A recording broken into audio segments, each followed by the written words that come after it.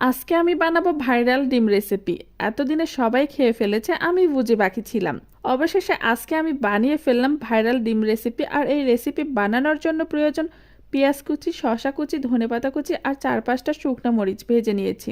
প্রথমে একটা বাটিতে 5টা শুকনো মরিচ আর পরিমাণ মতো লবণ দিয়ে সেগুলো ভালোভাবে ডলে নিচ্ছি। ঝাল খেতে আমি ভীষণ পছন্দ করি, এই জন্য ঝাল ঝাল খাবার আমার ভীষণ পছন্দ।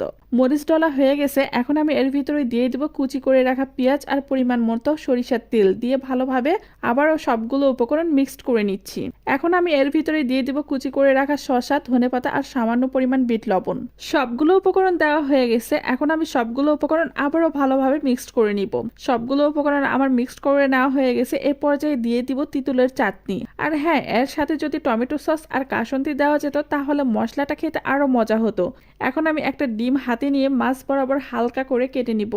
এভাবে সবগুলো ডিম আমি কেটে নিয়েছি আর কেটে রাখা ডিমের ভিতরে মজাদার মশলাগুলো দিয়ে দিলাম। 2-1টা ডিম আমার একটু বেশি কাটা হয়ে গেছে, দেখতে জাস্ট অসাধারণ, খেতেও অসাধারণ ছিল। বিশেষ করে যারা ডিম পছন্দ করে তাদের কাছে পছন্দের একটা রেসিপি। বাই বাই, আবার দেখা হবে নতুন একটা রেসিপি নিয়ে।